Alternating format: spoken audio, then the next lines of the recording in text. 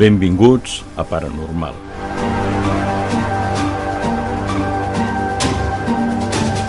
Un programa de CEMI Produccions per a Ràdio Fogars.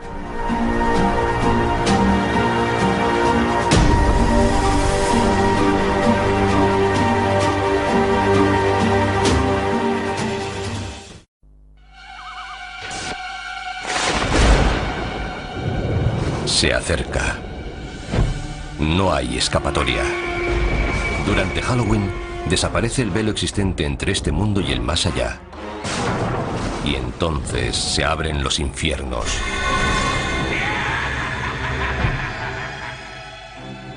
Las personas se asustan entre ellas desde que existe Halloween. Pero ¿cuánto tiempo hace de eso? ¿Cuál es su origen? ¿Y por qué nos disfrazamos y hacemos lámparas con calabazas? ¿Para satisfacer nuestros miedos más profundos? Revelar los secretos de Halloween significa descubrir cómo empezó hace miles de años.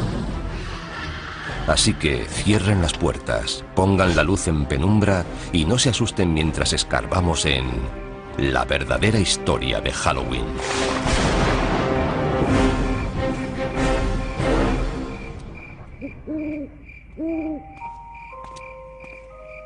¿Cómo se puede describir Halloween sin que parezca que estás loco? Niños disfrazados van de puerta en puerta y nos amenazan. Nosotros, como respuesta, les damos golosinas. ¿Pero por qué? ¿Por qué tallamos caras en frutos y encendemos dentro velas? ¿Y por qué adornamos nuestras casas con ataúdes y tumbas? Lo cierto es que disfrutamos pasando un miedo de muerte. Halloween consiste en ser otro, en salir de nuestra propia piel. Lo soportamos porque sabemos que es solo una noche.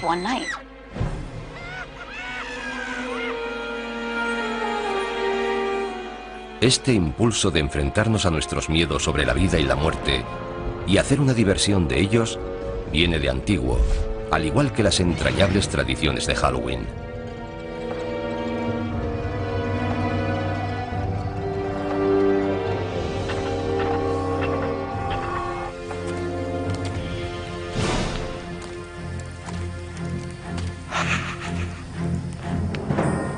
Tiene un origen muy antiguo que se remonta al calendario celta. Las tribus celtas dividían el año en una mitad luminosa y otra mitad oscura. El Samhain, su antigua celebración, fue la precursora de nuestro Halloween. Representa el inicio de la mitad oscura. Hace miles de años, los celtas, una de las primeras tribus de Europa, celebraban con hogueras el Samhain, festival de la cosecha, la noche del 31 de octubre, para dar la bienvenida a su nuevo año. Para los pueblos antiguos la cosecha marcaba la diferencia entre la vida y la muerte. Si se perdían los cultivos, la gente moría de hambre. La muerte siempre estaba cerca. La época de la cosecha podía ser bastante tenebrosa. Los días se hacían más cortos, las noches más largas. Surgen dudas sobre si habrá comida suficiente para todo el invierno. Supongo que es el origen de esta especie de pesadilla. Era como una especie de aviso. Llega el frío y la oscuridad. Juntaos, quedaos en casa y no mandéis a nadie solo en la oscuridad. Pero para los celtas había algo más en Samhain. El Samhain marcaba el paso de la luz a la oscuridad. Era un momento en el que el espacio se volvía permeable, flexible. Por eso no solo el espíritu de los muertos, sino también los de otras realidades podían vagar por nuestra realidad. Y los humanos también podían vagar, e incluso perderse en el otro mundo. El velo entre la vida y la muerte era muy fino. Los vivos y los muertos se podían mezclar. Esa es la raíz de las celebraciones de Halloween. Perduran historias de gente que durante el Samhain se perdió en el otro mundo y de muertos que aparecieron entre los vivos. Pero lo cierto es que sabemos muy poco sobre Samhain. Solo podemos suponer que las hogueras dieron lugar a una figura muy familiar en Halloween. Algo familiar, pero que asusta a muchos. El murciélago. Antes de que existiera la electricidad, la única forma de ver a un murciélago era con el fuego. Y es bastante común verlos alrededor del fuego, porque los murciélagos comen insectos, y los insectos se sienten atraídos por la luz. Los murciélagos salen por la noche. Y la noche era un tiempo que daba miedo. Si para alguien los murciélagos son lo mejor y lo peor de Halloween, se lo puede agradecer a pueblos antiguos como los celtas. Y no eran la única cultura antigua con costumbres aterradoras. Otros incluso visitaban a sus muertos. Muchas culturas dedican un día o un par de días a celebrar y reconocer la muerte. Un dato interesante es que gran parte de ellas, sobre todo las sociedades agrícolas, lo hacen en la misma época del año, porque en primavera las cosas surgen de la tierra, están muy verdes. Hacia mitad de verano se recoge la cosecha, y en otoño, cuando se acerca el invierno, las cosas mueren.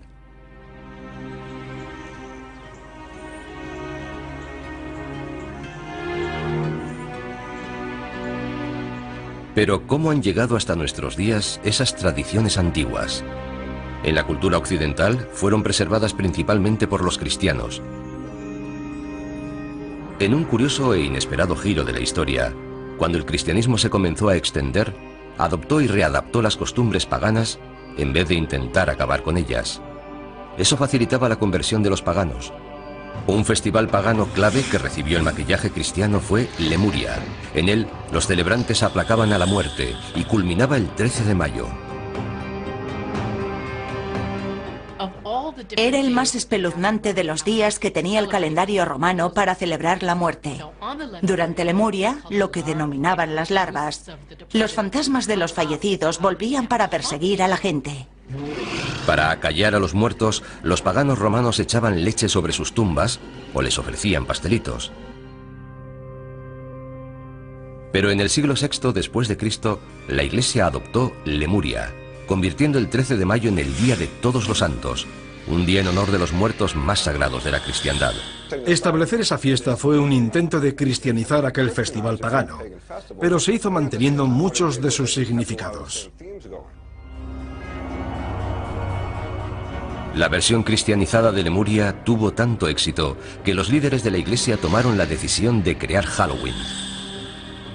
Trasladaron el Día de Todos los Santos, o Hallows Day, al 1 de noviembre, para quitar toda la fuerza al Samhain pagano. Como Samhain se celebraba la noche del 31 de octubre, antes del Día de Todos los Santos, el 1 de noviembre, la gente comenzó a llamar a Samhain All Hallows Evening, la víspera a All Hallows Day. El término se fue acortando hasta convertirse en All Hallows Even y finalmente en Halloween. Luego, para jugar sobre seguro, la Iglesia dio un paso más, añadiendo una fiesta no solo en honor de los santos, sino de todos los cristianos. El 2 de noviembre se convirtió en el Día de los Difuntos, un día autorizado por la Iglesia en honor de los difuntos. Eso es muy importante para Halloween, porque de ahí nace la asociación de Halloween con los difuntos y lo sobrenatural. Así que, gracias a la Iglesia por inspirar los elementos espeluznantes de Halloween. Pero esperen, todavía hay más. La Iglesia también ayudó a establecer la tradición del truco o trato. Todo comenzó durante la Edad Media, en el Día de los Difuntos, cuando los sacerdotes dijeron a los cristianos que rezaran por las almas atrapadas entre el cielo y el infierno en un mundo de tinieblas llamado purgatorio. El purgatorio no era un lugar agradable. No es el infierno. No es tan malo como el infierno, pero aún así es bastante desagradable. Se sufre atascado allí. Afortunadamente puedes hacer algo por esas almas. Puedes rezar por ellas. ¿Y cómo salían las almas del purgatorio? Según la Iglesia, si se ofrecían oraciones suficientes por ella, un alma podía volar hasta el cielo.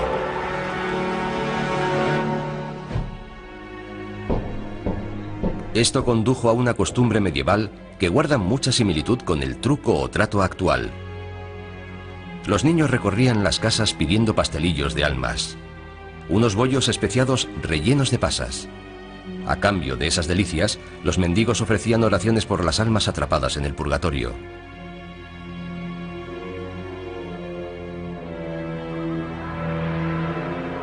Este precursor del truco o trato actual se convirtió en una preocupación para los cristianos medievales, al igual que otro futuro elemento esencial para Halloween: las brujas. Para la gente de la Edad Media era perfectamente lógico creer que había demonios y brujas. Si había demonios y brujas y eran responsables de las cosas malas del mundo, era lógico perseguirlos y matarlos. Así veían el mundo. El pánico a las brujas del siglo XVI contribuyó a establecer el aspecto del personaje que para muchos personifica Halloween. Casi siempre mujeres, las brujas eran consideradas aliadas de Satán. Seguramente eran curanderas que tenían remedios y ritos transmitidos oralmente de generación en generación. En algún momento, por alguna razón, comenzaron a resultar sospechosas para la gente religiosa que las rodeaba. Y muchos de los símbolos asociados con estas mujeres, que seguramente vivían solas, y por supuesto es probable que fueran excéntricas, se acabaron relacionando con las brujas. Con el tiempo, a medida que más y más mujeres fueron siendo acusadas de brujería, sus objetos cotidianos de cocina adquirieron dimensiones siniestras y se han convertido en iconos de Halloween. Algo tan mundano como una escoba se convirtió en un elemento del mal, además de en un medio de transporte. Otro accesorio presente en la guarida de todas las brujas era perfecto para cocinar pociones maléficas: la marmita.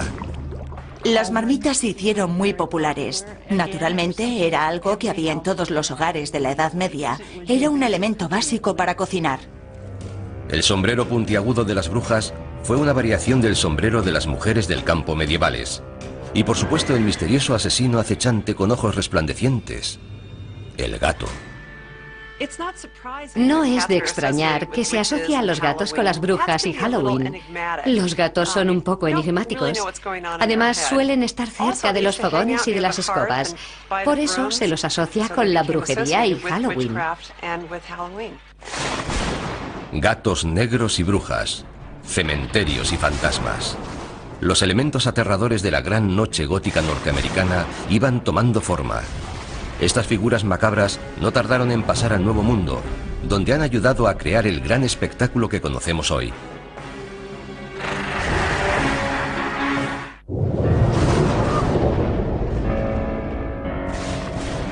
Hogueras, adoración a los muertos, mendigar pastelillos.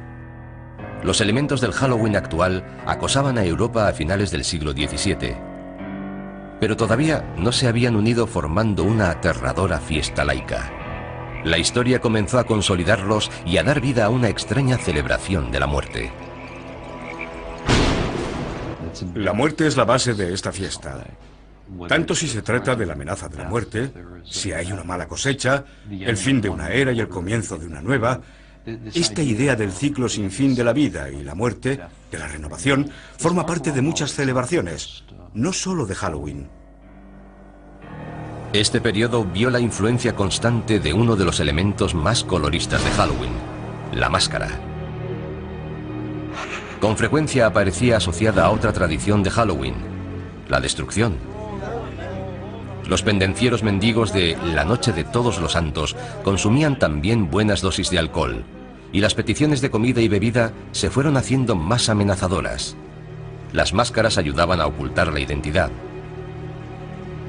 Los límites entre la vida y la muerte, y entre las normas sociales y la anarquía, se desdibujaban cuando el día se hacía noche en All Hallows Eve. En Inglaterra derivó en costumbres especiales que incluían disfrazarse e ir de casa en casa haciendo representaciones cortas. Al final de las actuaciones eran recompensados con comida y a veces dinero. ¿Se trataba de truco o trato? No exactamente, pero había cierta semejanza. En el siglo XVII, en Inglaterra, muchas de esas costumbres sobrevivieron solo en las zonas rurales, pero aparecían pronto en las calles de las ciudades gracias a un terrorista procatólico llamado Guy Fawkes. El 5 de noviembre de 1605, Fawkes intentó volar la Cámara de los Lores de Londres con 36 barriles de pólvora.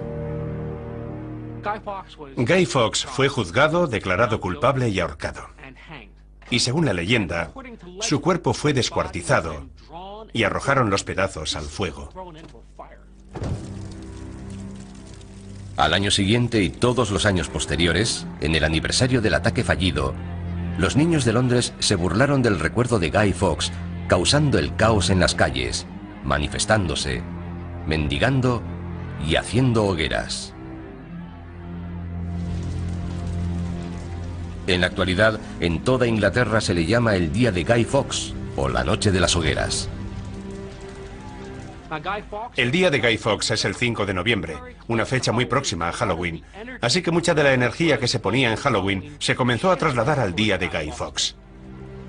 Aunque todavía no se trataba de nuestro Halloween, tenía todos los elementos, niños y adultos aprovechándose de la oscuridad de la noche y divirtiéndose. Pero ¿podría esta forma pagana de celebración cruzar el Atlántico y perturbar el santuario del Nuevo Mundo? No, si los colonos puritanos lo podían impedir. La visión del mundo de los puritanos se basaba en gran parte en la Biblia. Y en la Biblia, además de Dios, aparecen demonios, ángeles, toda una colección de seres sobrenaturales. Ellos se enfocaron en las fuerzas del mal. Para los puritanos de Nueva Inglaterra, lo sobrenatural era una fuerza oscura y amenazadora, no la superstición inofensiva que inspiraba una fiesta. Pese a sus esfuerzos por acabar con la tradición de Halloween antes de que arraigara, un par de celebraciones del día de Guy Fawkes llegaron hasta la costa de América. Otros colonos toleraban e incluso adoptaban las tradiciones que los puritanos consideraban como una amenaza.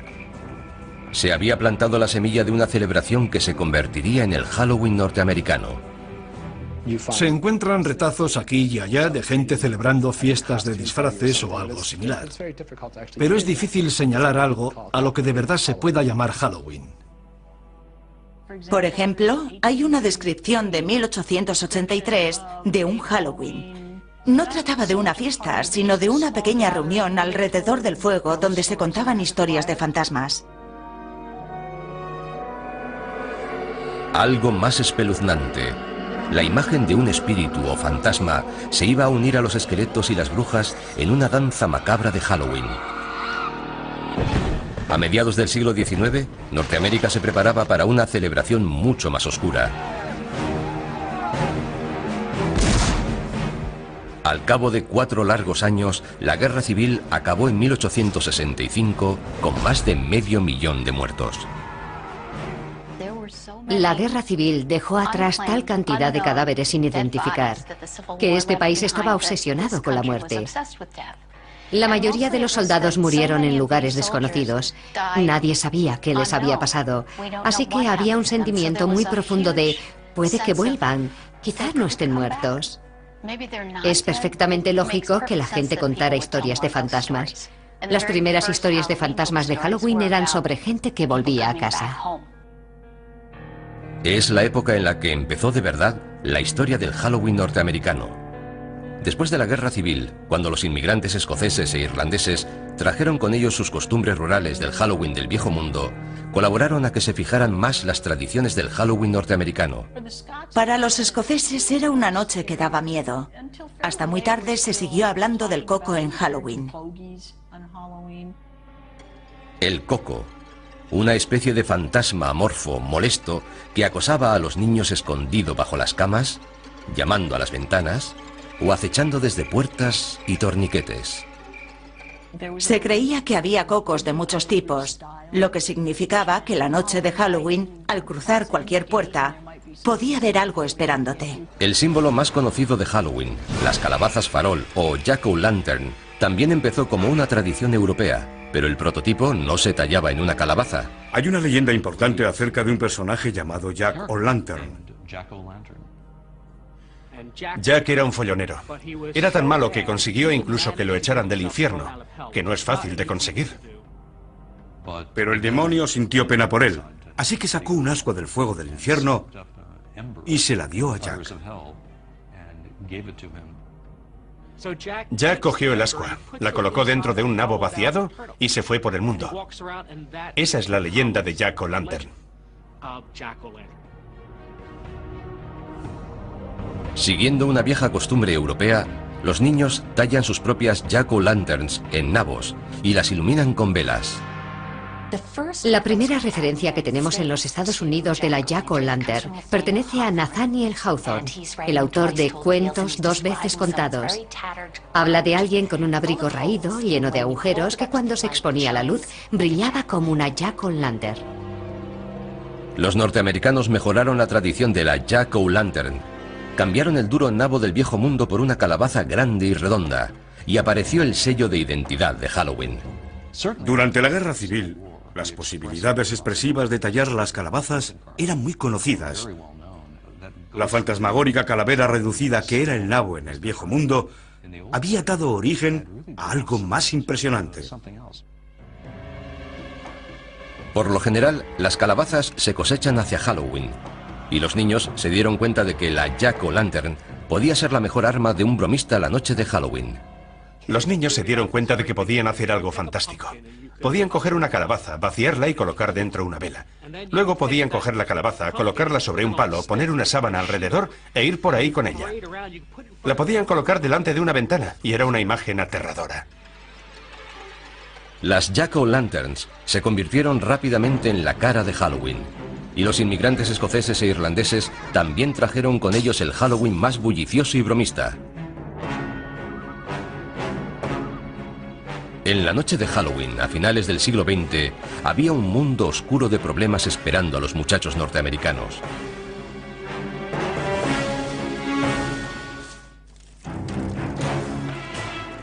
Halloween había hecho un viaje oscuro y espeluznante desde su origen con los celtas siglos atrás. En la Edad Media se convirtió en una celebración cristiana para honrar a los muertos. Hacia el siglo XVI se convirtió en una bulliciosa celebración infantil marcada por las peticiones y las bromas. Hacia 1880, Halloween pasó a los pueblos y ciudades de América. Pero la fantasmagórica cara de Halloween fue reinventada con sombras horripilantes de naranja y negro a comienzos del siglo XX. Por primera vez, los artistas de la época unieron todos los elementos espeluznantes y los asociaron a Halloween. Esqueletos, telas de araña, calabazas y murciélagos establecieron el aspecto de Halloween que ahora conocemos. Entre esas imágenes están los fantasmas con sábana blanca. La sábana que llevan los fantasmas tiene su origen en la mortaja, la tela con que tradicionalmente se envolvía a los cadáveres antes de enterrarlos. ¿Y las Jack-o'-lanterns? La gran sonrisa recuerda el rictus de la cara del muerto, igual que la nariz triangular. Aunque se considere como algo divertido, la muerte sigue estando presente en esta imaginería. Los demonios con cuernos provienen de la descripción medieval de Satán. ¿Y las brujas? De la histérica caza de brujas que barrió Europa y la América puritana. Las brujas se hicieron muy populares en la primera mitad del siglo XX, por eso se relacionaron de forma natural con Halloween. Pero hubo un cambio en nuestra forma de percibir a las brujas. Las brujas del siglo XIX eran viejas, tenían la nariz grande y verrugas.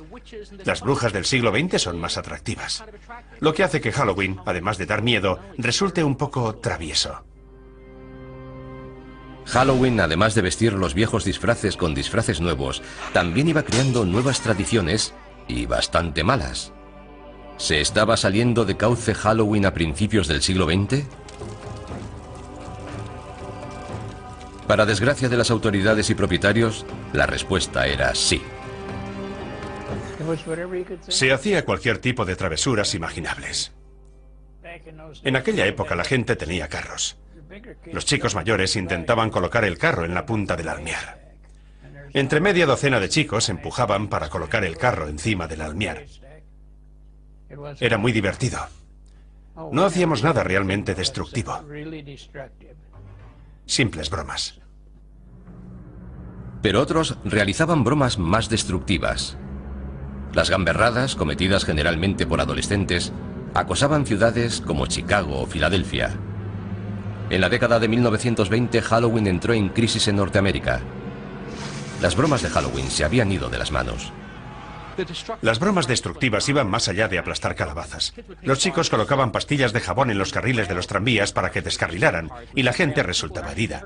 Quitaban los peldaños de la entrada de las casas, de modo que cuando la gente salía se caía y se hacía daño. Provocaban incendios, tiraban piedras contra las ventanas. Cosas realmente destructivas. En las comunidades rurales, los bromistas desmontaban carromatos y los volvían a ensamblar en los tejados. Quitaban las puertas de los cercados de las granjas para que los animales pudieran escapar. Esta broma era tan popular en algunos sitios que la noche anterior a Halloween se llamaba Noche de la Puerta. En otras ciudades se llamaba Noche Traviesa e incluso Noche Infernal.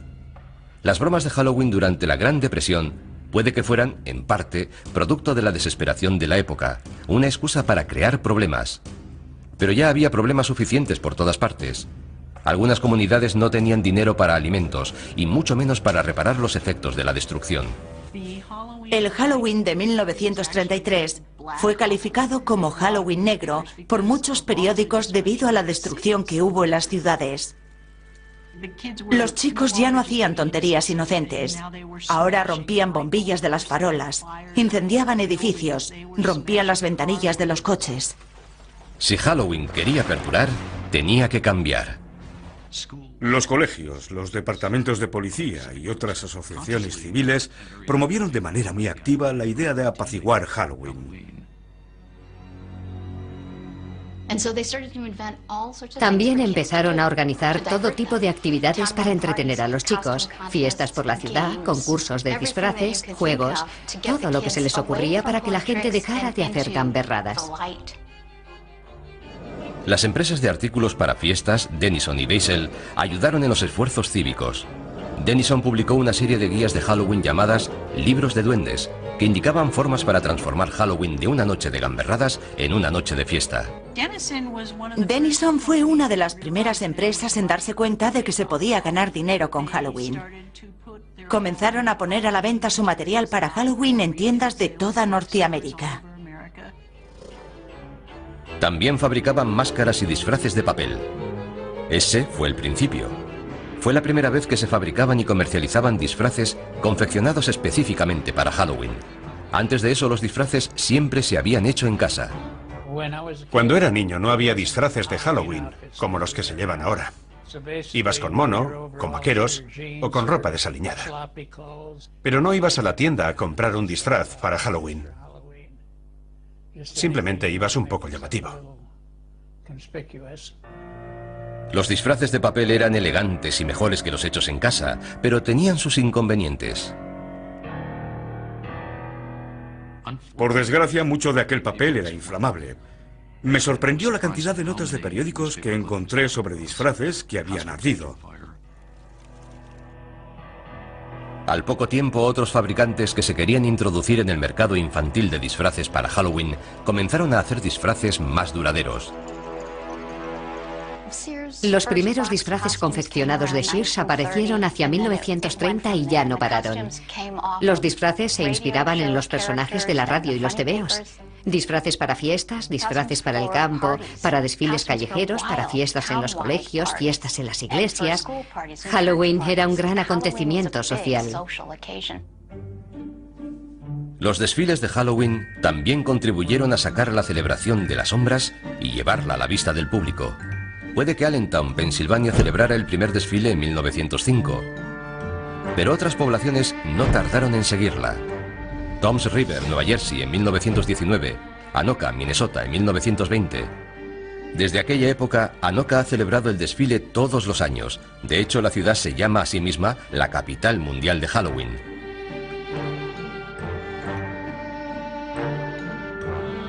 Todos estos esfuerzos por calmar Halloween funcionaron hasta cierto punto. Pero lo que de verdad necesitaba Halloween era una tradición completamente nueva. Y no tardaría en aparecer una, pero la nueva tradición no sería más que una variación de una costumbre muy antigua de Halloween.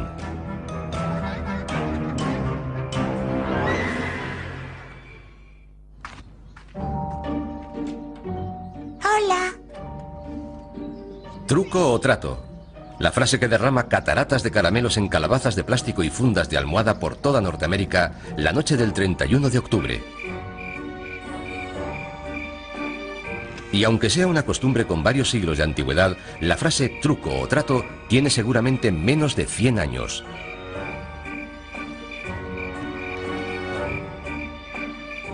Truco o trato es algo muy nuevo.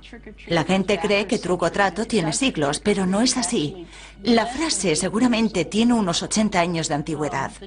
La expresión proviene de una broma muy extendida y destructiva que se realizaba en Norteamérica en el siglo XX. En algún momento alguien tuvo la brillante idea de comprar a los gamberros. Los dueños de las casas sobornaban a los niños alborotadores con delicias hechas en casa, treats, como palomitas de maíz y manzanas de caramelo, para evitar las gamberradas, tricks. En 1939, la costumbre y la frase apareció escrita en la prensa. Doris Hudson Moss publicó un artículo en la revista American Home hablando del éxito que había tenido en Halloween abriendo la casa a los chavales del vecindario. Les dio golosinas y no sufrió gamberradas. Funcionó. Con la nueva costumbre llegaron nuevas delicias, no tan caseras como las bolas dulces de palomitas. Los niños empezaron a recibir golosinas compradas en las tiendas, como barritas Mars, Ritz Cups y chocolate Hershey. Las golosinas acabaron finalmente con el Halloween alborotador, y había llegado el momento de reinventar Halloween para conquistar Hollywood.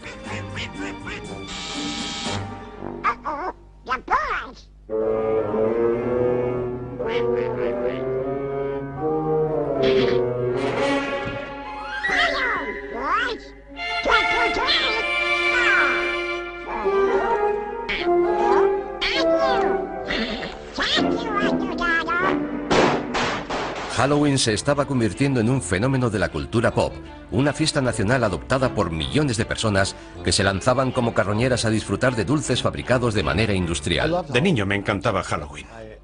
Participaba de forma activa. Me encantaban los rituales y las bromas.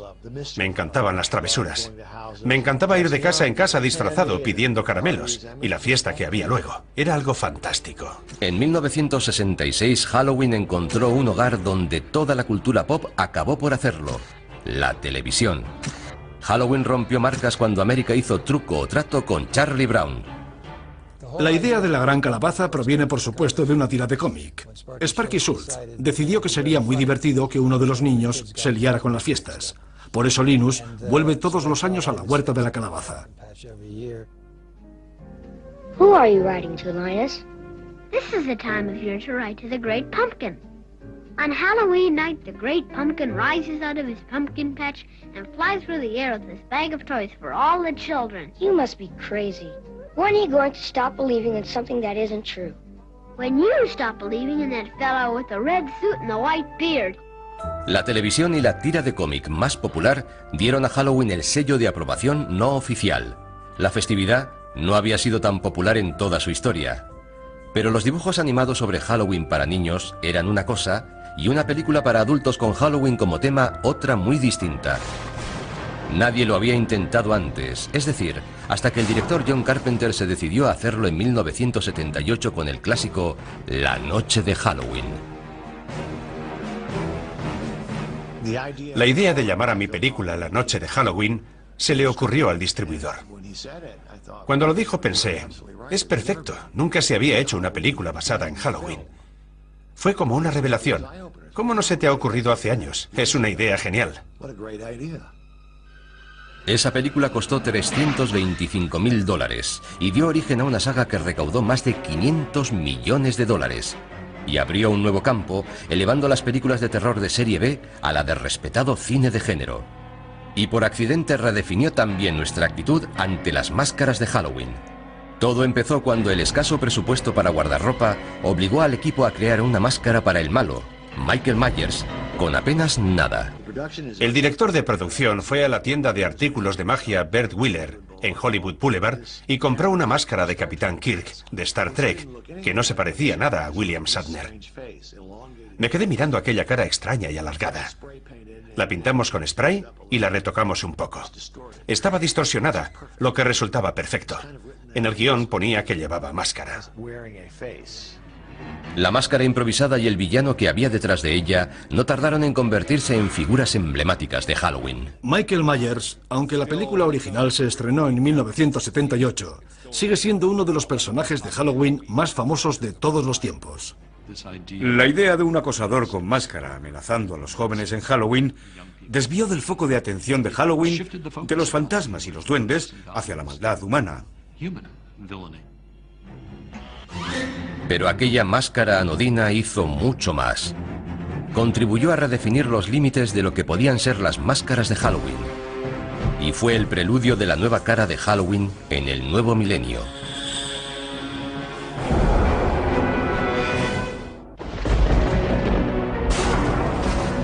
Durante cientos de años, las máscaras y las vestimentas han sido la forma de disfrazarse de los asistentes a las fiestas.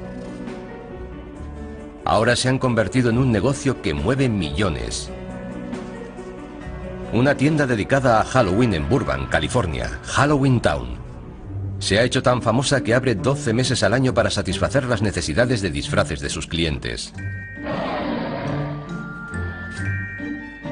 Teníamos este negocio desde hacía 10 años y queríamos que fuera algo especial. Así que decidimos abrir todo el año, tener una tienda permanente decorada de forma aterradora. Pone a la gente de humor para comprar en Halloween.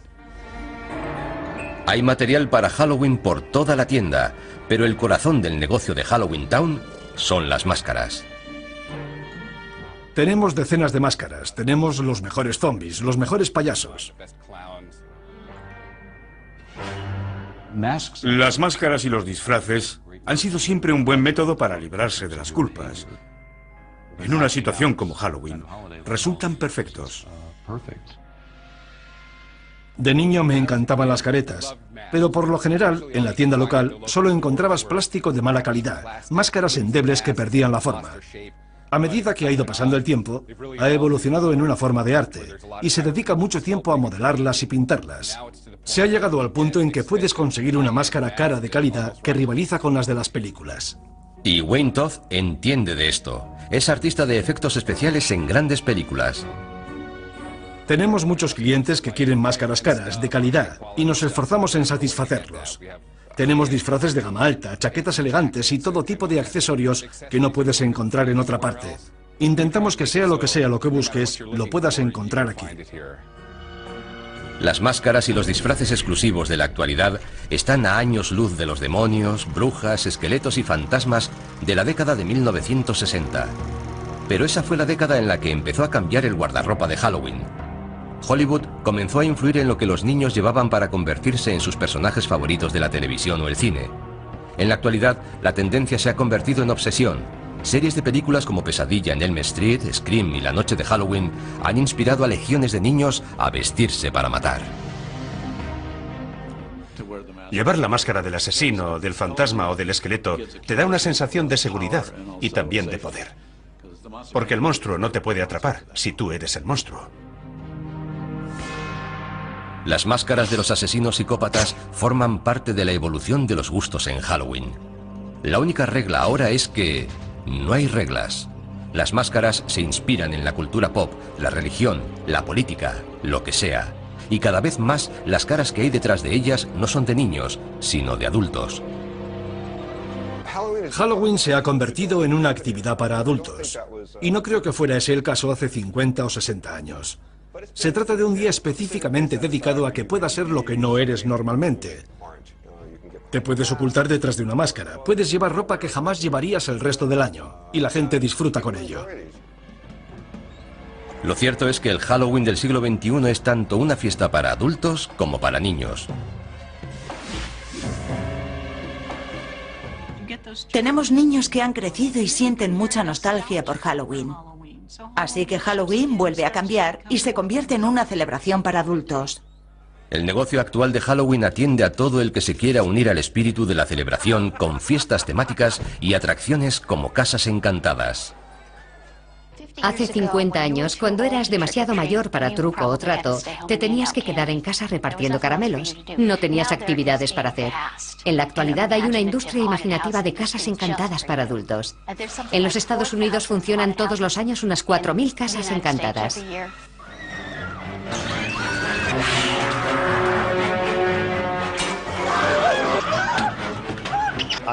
Adoro las casas encantadas, me fascinan.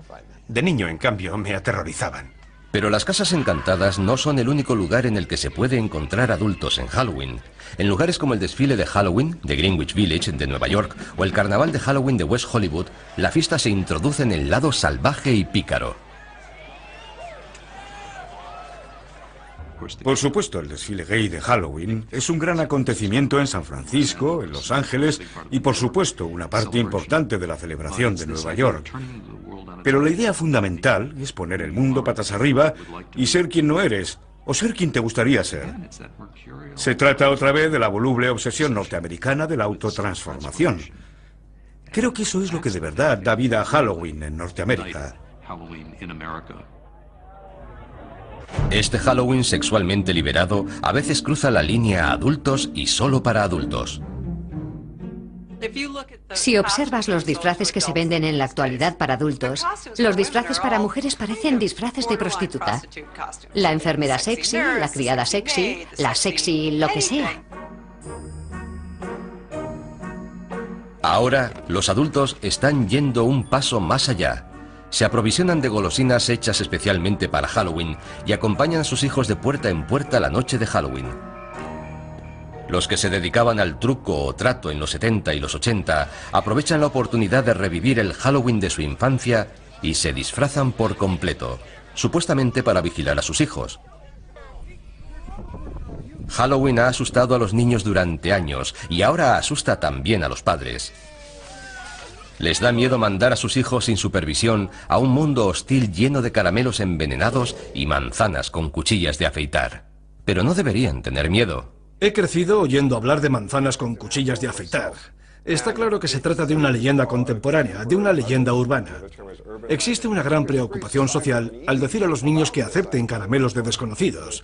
Así que han surgido muchas historias sobre cuchillas en manzanas de caramelo, etc. Todos los años los padres se preocupan mucho por ello. ¿Han existido alguna vez manzanas de caramelo con cuchillas? Creo que en un par de ocasiones. Pero por supuesto habría que preguntar qué fue primero, la historia o el suceso. Cuchillas en manzanas, calabazas, pasteles de almas.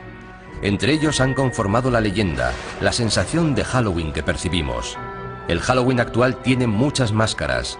Es un día para que los adultos exploren un poco más sus fronteras. Muchas mujeres quieren tener un lado sexy y solo lo manifiestan en Halloween. Quizá deberían hacerlo con más frecuencia. Pero Halloween sigue estando dominado por los niños.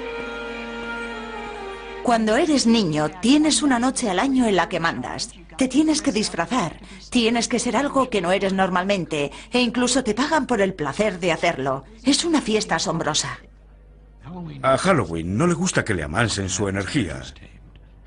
Su aspecto rebelde surge siempre por algún lado.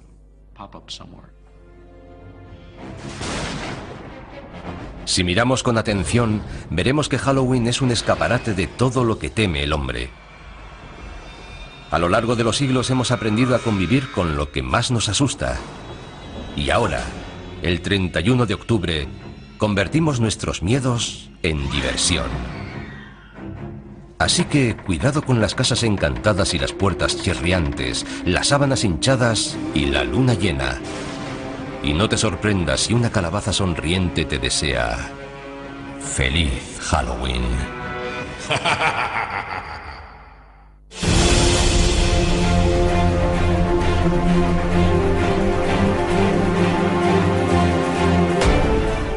I per avui ho deixem aquí.